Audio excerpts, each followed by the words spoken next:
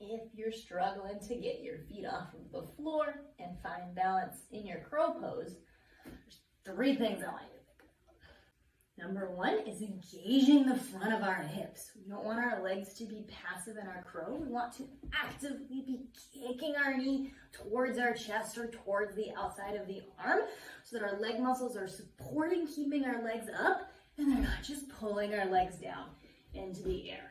So when you set up your arms and you start to lean forwards, don't let your knees slide down your arms.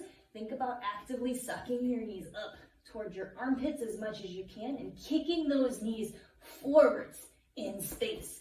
That way you can use the strength of your legs to help keep those legs lifted and keep more of your body weight forwards. Number 2, bend your elbows more.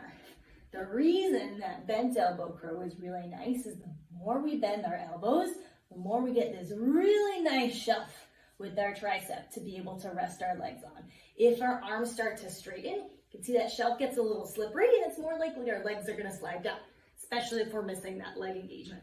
So when you're setting up for your crow, instead of starting with a little elbow bend, get your butt really high, lean forwards, take a big bend in those elbows, regardless of whether your knees are close to your elbows or whether you're someone who likes to do them super close to your armpits.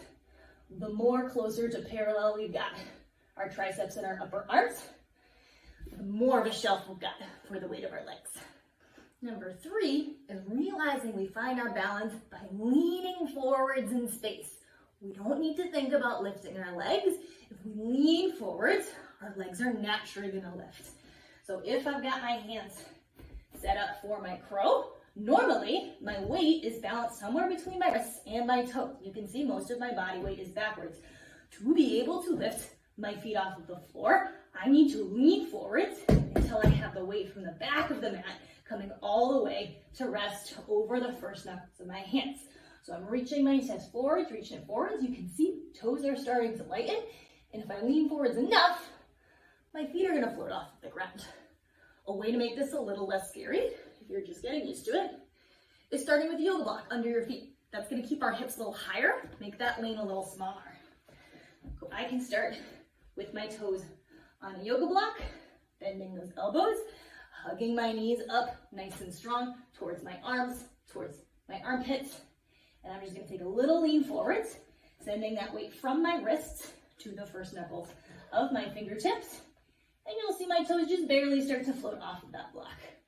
We can try to rock forwards and backwards a couple of times. And sometimes thinking about lifting your hips in the air can make it a little easier to send our weight forward.